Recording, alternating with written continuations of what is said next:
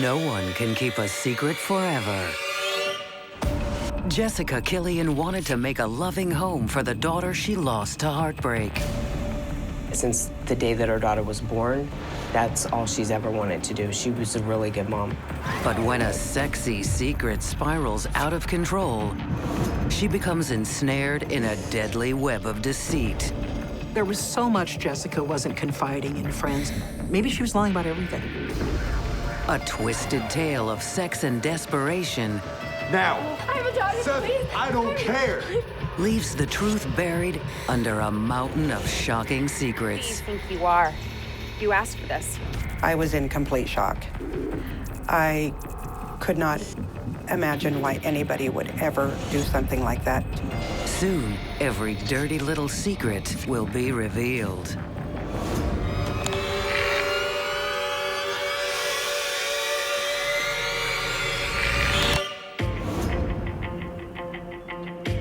It's the fall of 2010. And Jessica Ray Killian has recently moved back to her hometown of Hermiston, Oregon, in the aftermath of a failed love affair. She was in a relationship with her little girl's dad, and that wasn't working out. Jessica came back to Oregon to try to make a life of her own. Jessica is determined to build that new life so she can regain custody of her 8-year-old daughter, who still lives in Hawaii with her father. Hi, honey. Guess what? I passed my test. Oh, you did? She was a really good mom. She loved her daughter a lot. And I think that she had the idea that if she came back to the mainland, she could get back on her feet, maybe. The separation for Jessica was very difficult. She had a very loving relationship with her daughter. I love you too. When am I going to see you again? Whatever it takes, I'm gonna find a way for us to be together, all right? Jessica lands a great job bartending at one of the town's popular hangouts. An encouraging first step toward making money and building a new life her daughter can be part of. With the job going well, Jessica also gets her love life back in the saddle. We'll probably have a friend. She drops hints to her friends and family that she's met a new man. He's just this really great guy. He's just sweet. You seem to be just grinning ear to ear about this guy. The gentleman that she was seeing, Steve, when she mentioned his name, her eyes kind of lit up. His name is Steve. He's just a really nice guy. But all love-struck Jessica will reveal about her new man is that Steve's in law enforcement. She'll tell people more when she's ready. I knew they were friends. I knew they'd gone to dinner, maybe had a drink. But other than that, I knew nothing about him. She was excited about her new beau, but having had a pretty miserable failure in Hawaii, she wasn't eager to rush into things and make herself a public couple. In the comfort and companion of a young man was a small reward for the hard work that she was doing to rebuild her life. With a good job and a new love, it seems as though all the pieces of Jessica's dream are falling into place. That's all she ever wanted in life, was to be loved and to have her daughter back. But on October 2nd, 2010, that dream comes to a sudden and mysterious end. Shortly after Jessica shows up for a shift at the bar, she vanishes. Co-workers search the cafe, but no one can find her. She did her normal routine, and then all of a sudden, almost immediately, she was missing. She was just gone. Where's Jessica?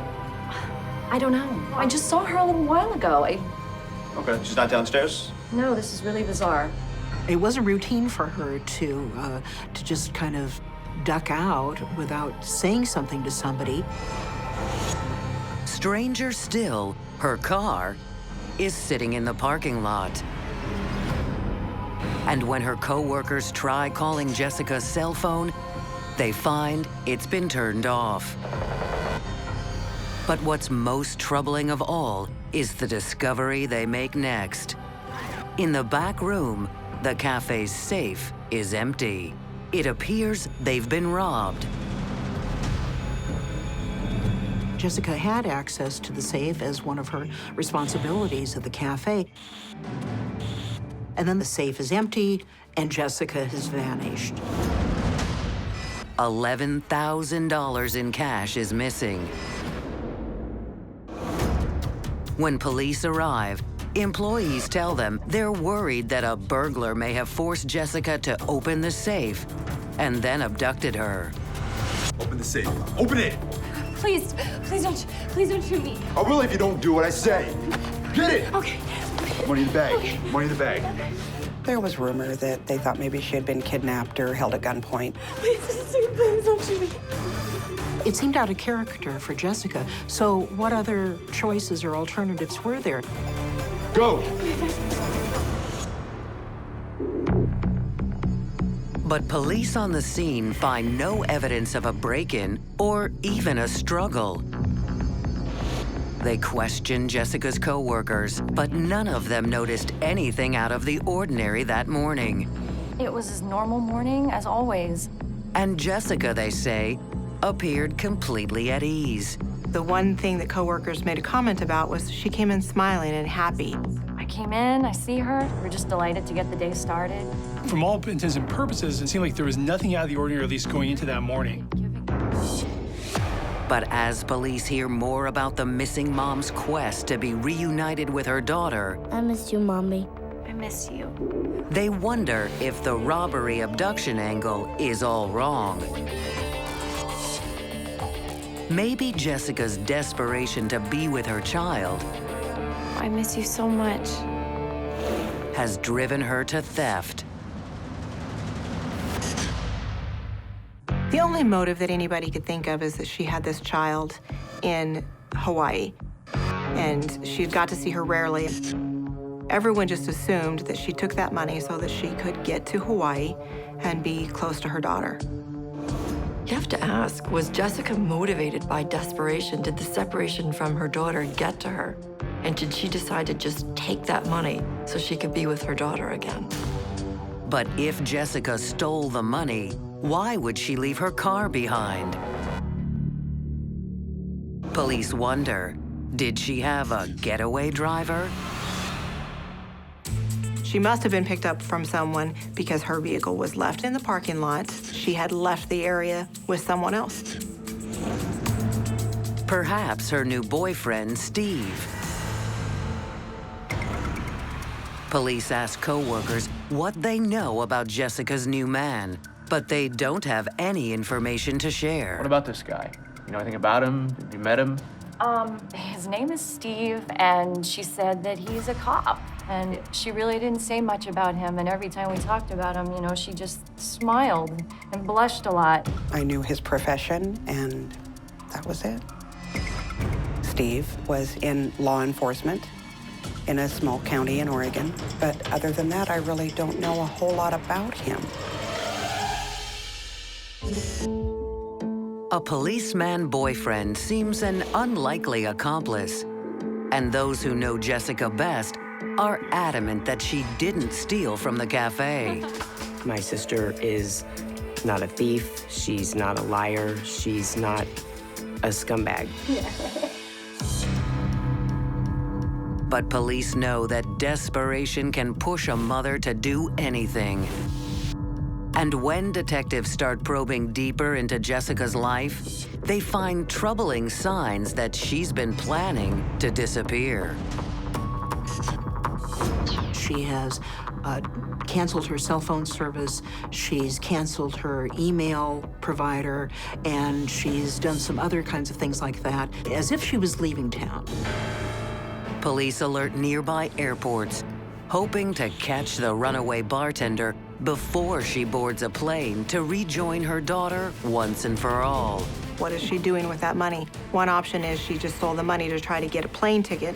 So you're gonna wanna watch that area to see if she's taken off to Hawaii, because that was something that would have made sense. Investigators also run a criminal background check on Jessica. And what turns up catches police off guard. This seemingly squeaky clean single mom has a secret, and it's a dirty one. Jessica's life at this point was one huge secret. She left her coworkers and her friends in the dark. They had no idea what was going on. She'd kept all of this very secret. Jessica Killian has suddenly disappeared from her bartending job, along with nearly $11,000 in cash. Police suspect the desperate single mom may have fled to be closer to the child she lost in a messy breakup. Mommy, I really miss you. Just hang in there, okay? There was some speculation that she wanted to be with her daughter. I'm gonna find a way to get you back here, okay?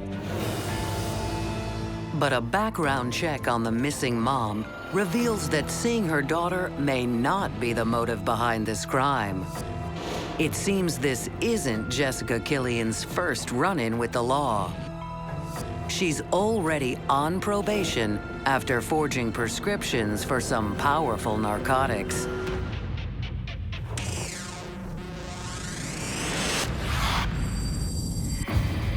She had a drug history. She had a criminal record for that.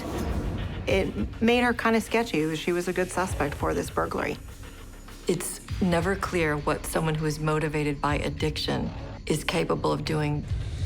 Generally, morality goes out the window when addiction comes in.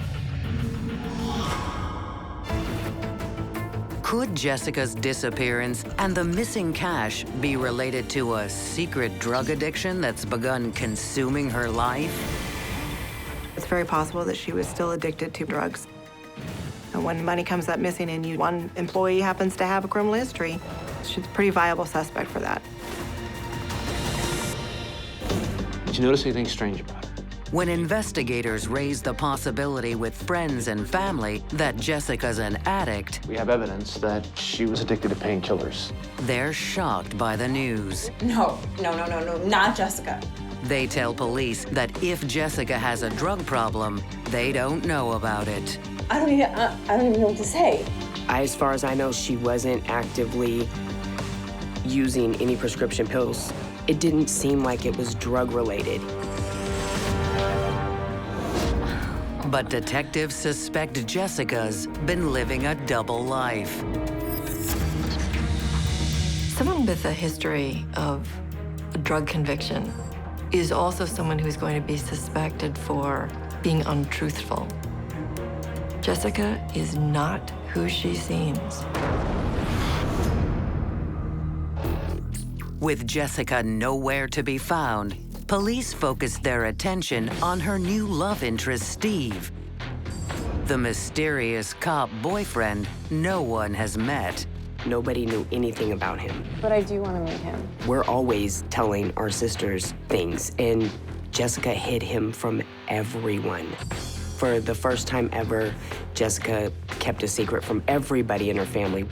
Why would Jessica be so secretive about her new lover unless he was somehow involved in Jessica's plan to disappear? Police attempt to track down the mystery boyfriend, but without a last name, a description, or the name of the police department Steve works for, it seems like a long shot. Steve's a relatively common name, and I don't think they had a clue who really he might have been with, or if he was with a local agency or someone who was coming in out of town. Police wonder, does Jessica's Steve even exist? Perhaps he's just a lie she invented to convince her friends and family that she's getting her life back on track. I was not even expecting it after everything, too. But he's sweet. You would really like him. There was so much Jessica wasn't confiding in friends that maybe she'd been lying about this man, Steve, and being in law enforcement. Maybe she was lying about everything. The investigation is rapidly approaching a standstill. But 2 days later, a local farmhand makes a gruesome discovery. It was a worker who happened upon a body, a woman, and at the scene, there was some money scattered about. Detectives rush to the scene and confirm their awful suspicions. They've found Jessica Ray Killian. She's laying on her stomach. She's been shot in the back and shot in the head. And here's this luggage and this cash strewn all around. This is a horrifying discovery. Jessica's friends and family are in a state of disbelief. In just a couple of days, they've watched this seemingly happy single mom go from suspected thief to drug addict, and now murder victim. I was in complete shock.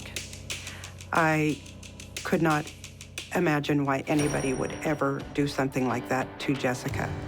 She is the last person that would ever be a murder victim. It didn't make sense to me. Please, please put the gun down. The only thing that I could think of was what the hell was my sister doing in her life that got her killed? Police initially suspect it's Jessica's secret history with drugs that led to this tragic outcome. Listen, you owe me a lot of money, lady. I have the money for you, okay? Okay? We do see a lot of drug deals go bad in our area, Just tell me where to meet you and I'll meet you, okay? whether it's fighting over the drugs or fighting over the money. They really feel this is some kind of a drug deal gone bad. You've been promising me for weeks. I know, I'm sorry. I really do have I need the money now. But there's a problem with that theory. If this is some kind of drug deal gone wrong, why is there still so much money lying around? Whoever had murdered her would have wanted to take the money. They wouldn't have left it behind. The abandoned cash also puts an end to the theory that Jessica was forced to rob the cafe at gunpoint. Here, fill the bag. Fill it. What was the motivation? If you're gonna rob the cafe, you're gonna take the money. Go, go. There seems to be only one motive for murder that makes sense. I've never known about her to have an enemy in the world, but why would there be money around the body unless it was personal? Please. Investigators work the crime scene, hoping to find the answer. And that's when one of the officers on scene mentions something interesting. So weird. My family actually owns this property, but I haven't been here in years. And that's not all. He thinks he knows Jessica. You do? I've seen her working at the local bar. There's a reserve deputy that shows up on the crime. He's actually one of the first guys there. And he says he recognizes the woman who's dead.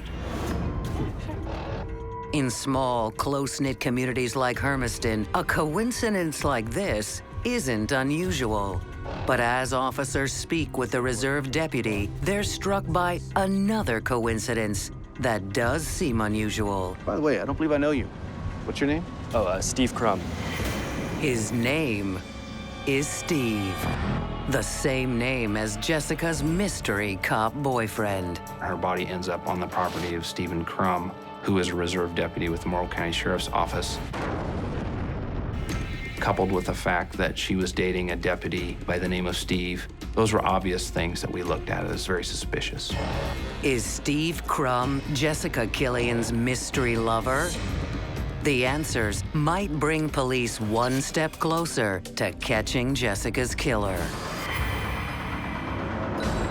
Steve's identity is revealed, and Jessica shares a stunning secret from the grave. The autopsy results were very shocking. It changed the investigation. Missing mom Jessica Killian has finally been found.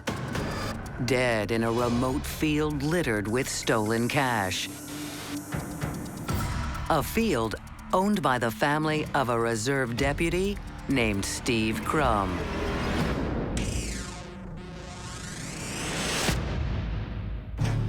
Could this be the same Steve that Jessica had hinted she was dating before she died? His name is Steve. He's a cop. From what his service record shows, it would be surprising. He was a married man. He was a father of 2. He was also a volunteer firefighter and a reserve deputy. He was well-known and well-liked in the community. Nevertheless, investigators ask Steve to come in for an interview. Did you know this woman? I think that I mean, I've seen her at the bar, the local bar. I asked him a little bit about how he knew she was, and so he was able to tell me information about her, where she worked. So you had no type of relationship with her? I may have said hello, hi. He said he thought her name was Jessica and that she worked at the cafe and lounge in town, and he didn't know her very well, but that's who he thought she was. Steve's claim that he vaguely knew Jessica is certainly plausible. The cafe is actually a pretty popular place. It wouldn't be surprising if someone knew someone from the cafe. Everybody knows each other there. Thank you for your time, Officer Crumb. If there is anything else that I could do to help the investigation, just please let me know.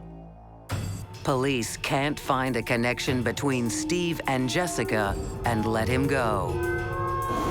But just as detectives move to cross him off their suspect list, the medical examiner's report comes in and reveals a shocking detail that makes them worry they acted too soon. A single round was recovered from Jessica's skull, which was found to be consistent with a .40 caliber handgun round. At that time, Stephen used a .40 caliber handgun as his duty weapon. For investigators, it's one coincidence too many.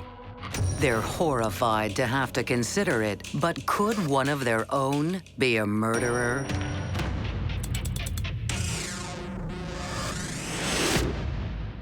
It's hard for law enforcement to investigate one of their own. There's a brotherly and sisterly bond among law enforcement. But it was a .40 caliber bullet that killed Jessica. The same type of ammunition that Deputy Steve had been issued. It's going to arouse the suspicion of law enforcement. But why would Steve murder a woman he claims he barely knows? Investigators make a discovery at the crime scene that may reveal the answer. Jessica's diary is found among her belongings, page after page of her innermost thoughts. And when detectives delve into it, it becomes clear why she kept her new boyfriend secret. She's been sleeping with a married man. And it's Steve Crumb. We found information about her relationship with Steve, how it began and how it had blossomed. Jessica really poured out her heart in her diaries. And she was head over heels, and she called him her soulmate. Jessica writes that Steve has promised to leave his wife and run away with her. It's just gonna be you and me and your daughter. We'll start somewhere new. Jessica knew that Stephen was married, but as they continued their relationship, she began to believe that the possibility of them running away together and live together was stronger. I think that Jessica was very open to receiving any type of bond or relationship or a new situation. She was pretty easy to get in with, and you could very easily become Jessica's friend and maybe become Jessica's boyfriend. She was a very receiving person. Steve Crumb became all things on all levels for her. Whatever she needed, whatever he felt like she wanted to hear, he provided. They were gonna run away together and live there with her daughter. According to the diary, Steve told Jessica all they needed to make their dreams come true was some cash. If she could find a way to get this money for them, then they can have this wonderful life together. It seems very likely that she took the money out of the safe at the cafe. She was naive and she was gullible and she was in love with him and she believed his stories that they were going to have a future together. But if Jessica and Steve were planning to run away together,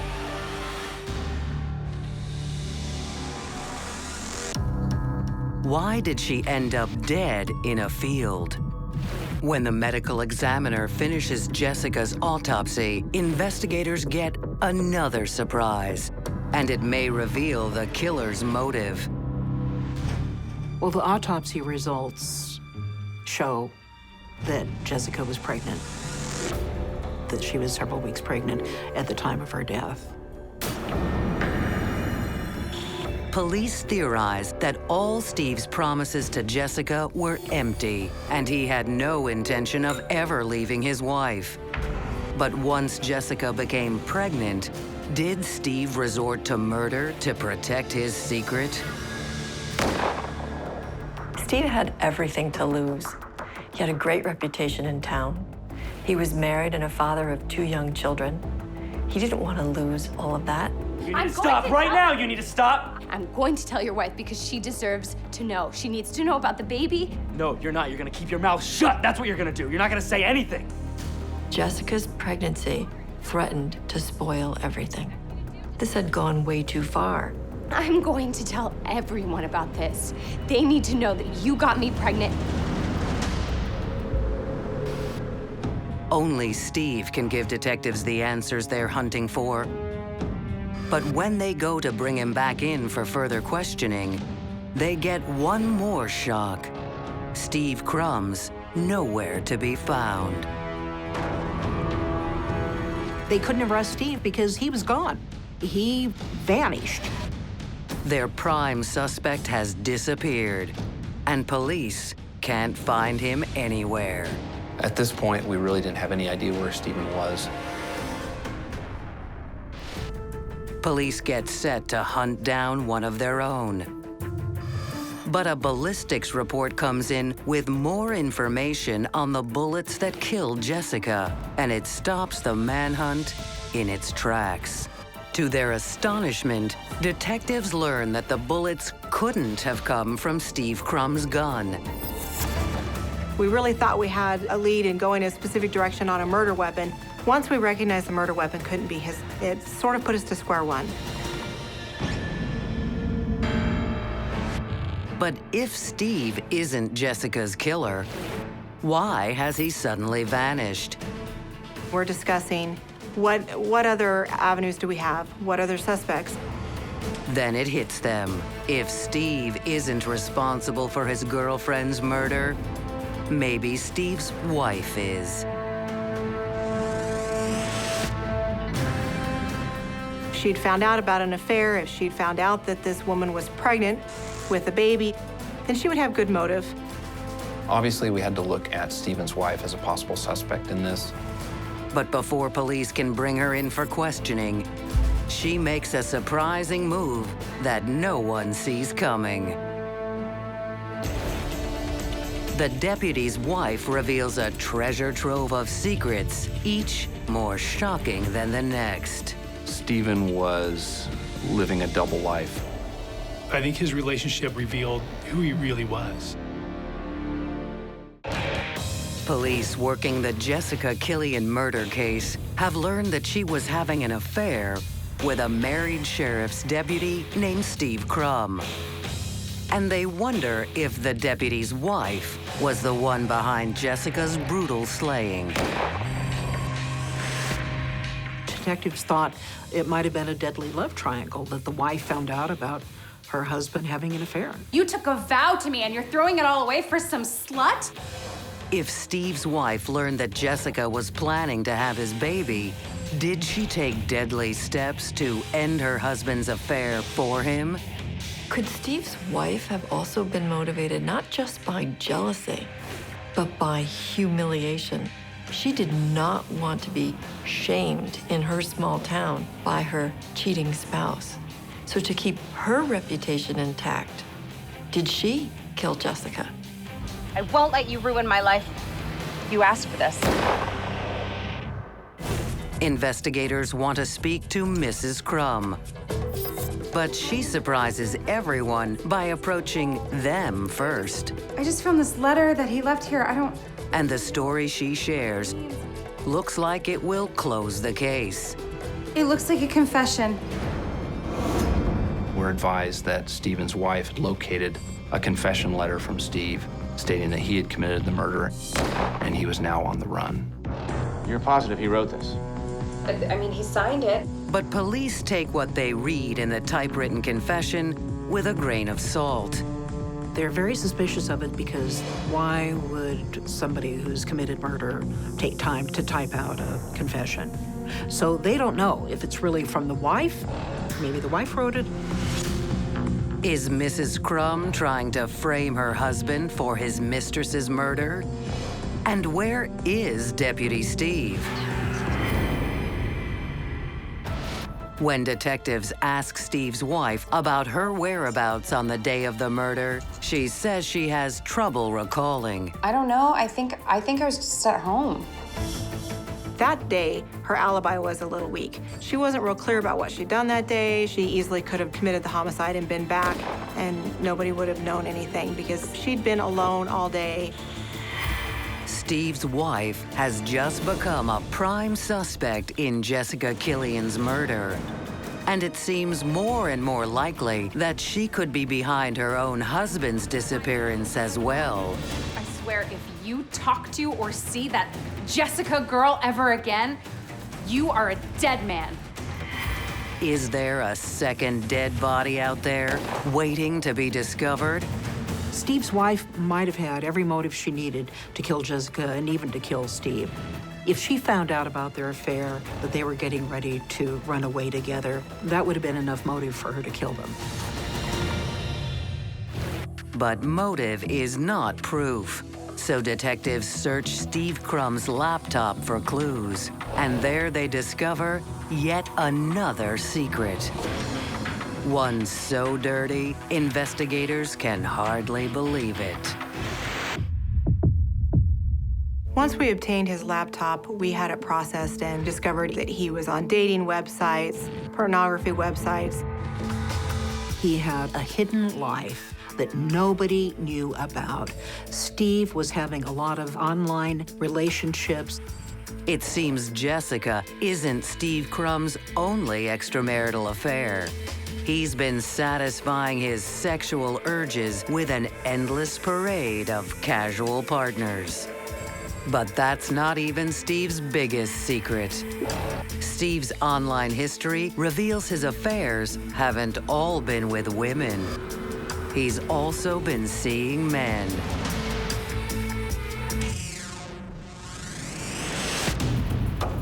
We knew that he had liaisons with men that he would meet up with out of town. He's a habitual cheater. He's got an entire secret life that he does God knows what, when.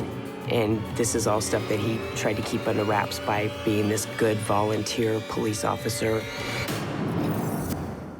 Who do you think you are? Did Mrs. Crumb murder Jessica, not realizing she was just the tip of the iceberg? And when she did learn everything, did she decide to take revenge on her husband too? If you continue, I swear, I will kill you. He had been scouring the internet for other sexual encounters with women and men. Perhaps Steve's wife did not want that to come to light, for it would look badly on her. You home-wrecking bitch. I swear I will kill you. But if Steve's wife is behind Jessica Killian's murder, police need proof. They compare the typewritten confession to Steve's online sex site posts, looking for evidence his wife is trying to frame him for murder. But all they get is a shock. The comparison shows she didn't write the confession after all. One of the things that I noticed in Stephen's letters, though whenever he meant to use the word will, he spelled it W-E-L-L. That seemed very consistent that he transposed those two letters, I and E, in the word will very routinely. It looks like Steve Crumb's wife was telling the truth. Her husband did indeed type the confession. That means Steve Crumb is most likely very much alive, and now near the top of the suspect list.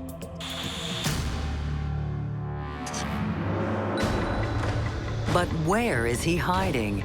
Investigators head for the one place they know Steve Crumb routinely goes: cyberspace. And all the seedy online places where he goes trolling for sex. Before long, the strategy pays off. Steve wasn't someone who was able to control his impulses. Steve was driven by his compulsions to satisfy his desires. His addiction to social media was the way that police actually found him. Eventually, we were able to track Stephen by his access of the internet at different locations he was at. Officers make contact with Steve online and try to talk him into turning himself in. Basically, the sheriff said, "You've got to come home, Steve. You've got to come home." The undersheriff knew him and messages him and basically says, you know, the longer you do this, the worse it's going to be for you. Steve says he's willing to come home, but detectives have doubts. Will Steve Crumb really turn himself in? Or will police have to start a nationwide manhunt to get their man? There's one more secret to come. The case against Steve Crumb starts to fall apart when police realize they may have the wrong man. The whole crime was about masking secrets. Killing Jessica was a way to mask over a fantasy world someone was wanting to live in. Investigators on the Jessica Killian murder case have tracked down her fugitive boyfriend, Steve Crumb, by following him into the seedy online world of sexual fetishes he can't resist. He had a completely secret life that no one knew about. This other life where he's on dating websites and seeking out women and men and pornography, and just a completely different life with men that he would meet up with. Detectives persuade Steve to turn himself in, and once in custody, he endures hours of interrogation about the murder of Jessica Killian. I'm not lying to you. I've told you what I know. It's the truth. He admits to being there when Jessica died and says he's responsible. It's my fault, but I didn't kill her. How is it your fault? It's more complicated than that. He insists someone else killed her. His story doesn't make sense, but he won't give the cops any more details. Police actually tell him at one point, you know, what you're telling us and the evidence at the scene, they do not add up. Tell us. Steve doesn't give police the level of detail that they're looking for. There is something strange about his statement to police. Police think Steve's holding back from telling them what happened and that they'll just have to break him.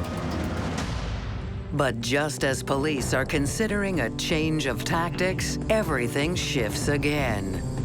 New evidence threatens to undo the entire case and set Steve Crumb free.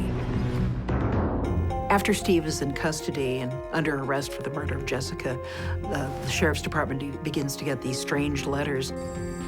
The author of the letter says that Steve is innocent and that he knows who actually killed Jessica.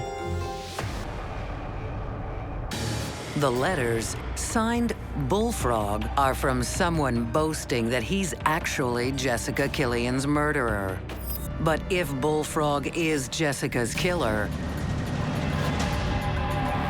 why did Steve Crumb write a confession and then run? Bullfrog's detailed letter has an answer for that too, because he forced Steve to.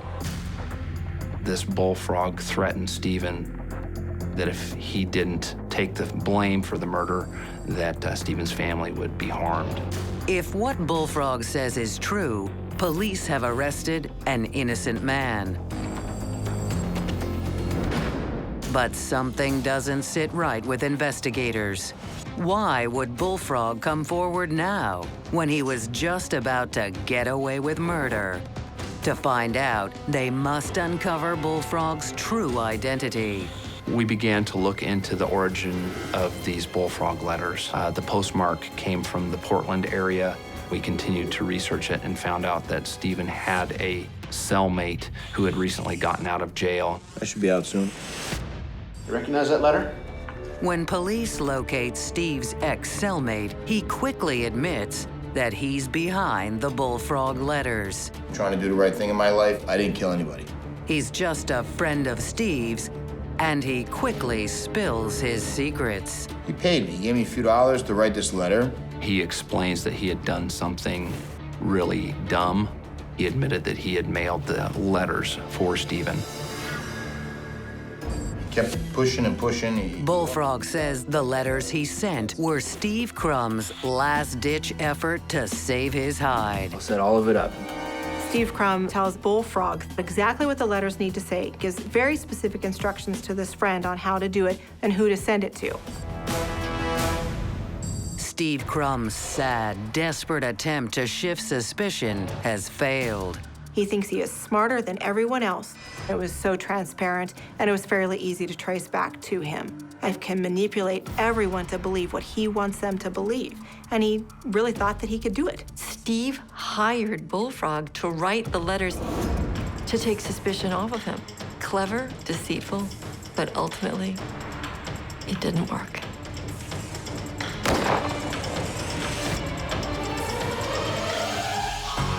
Now that all his secrets are finally in the open, Steve Crumb knows the game is over.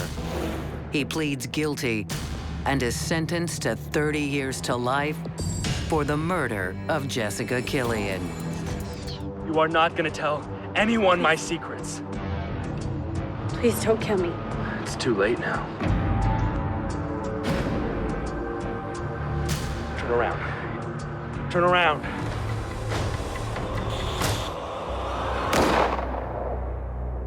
I think what strikes me most about this case is how close he came to getting away with it. How well he hid who he really was. He was capable of cold-blooded murder. With no remorse, no feeling, no nothing. And that, to me, is really chilling. Jessica Killian thought she'd finally found her knight in shining armor. But instead, her Prince Charming turned out to be a masterful manipulator who'd stop at nothing to hide his twisted bisexual secrets. It was clear she was calling out and crying out. Somebody love me. Somebody love me for who I am. Somebody find me valuable and not throw me away. And the sad thing is she invested all of that in Steve Crumb. And he murders her and leaves her out there for days like garbage. I would just have to tell people to really get to know the person you are dating. For one, never get involved with a married man. You're absolutely not gonna win. He lied to her to get her in a position where he could take her life. I wish I never heard the name Steve Crumb. I wish my sister never heard that name.